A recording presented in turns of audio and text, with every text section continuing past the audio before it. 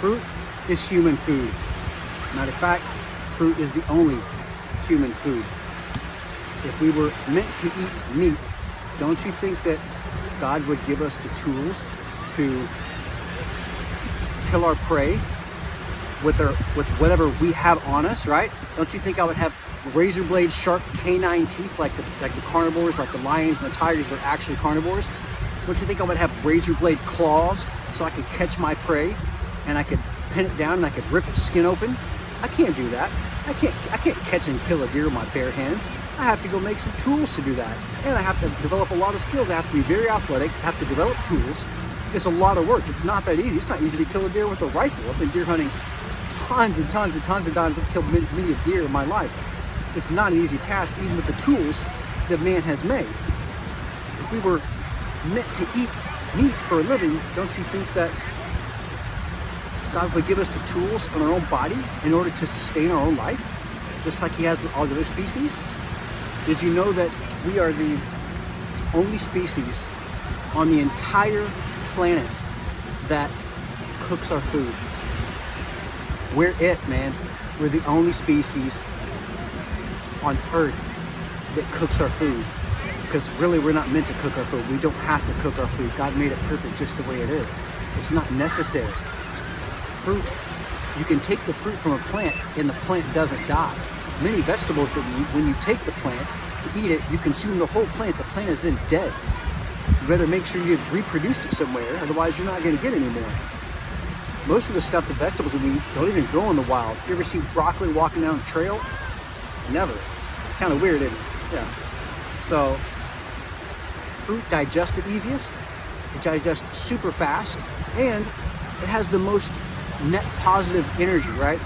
So you have to look at the body like it's a battery, right? Because that's basically what it is. It's a biological battery. And if you look at something like meat that's very hard to digest and has a very slow transit time through the bowels, let's say that meat gives you a 500 watts of energy after you consume it and it takes from it what it can, right? Let's say it has 500 watts, but because it transits so slow through your bowels, it actually consumes 400 watts of your own energy that you already had in you in order to get that 100 watts. So it's only a net 100 watt positive, right? But fruit digests so fast and easily. If this were to give me, per se, 500 watts of energy, and it only takes 50 watts to consume it, I have a net positive of 450 watts of energy from this. So you have to understand that everything operates like a battery, and we're just taking charges. We take charge not only from food, we can take charge from the ocean, which I'm standing right in front of here. When we're swimming in the ocean, it gives us charge.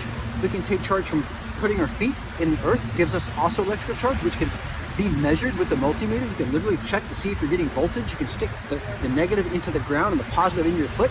If you have a shoe on, you're not getting any voltage. If you take your shoe off and you prick your foot with the multimeter, you'll see you're getting voltage. So you can get voltage from even from interactions with other people. You can get voltage. You can get energy from sex. You can get energy from the sun. You can get energy from exercise as a net positive.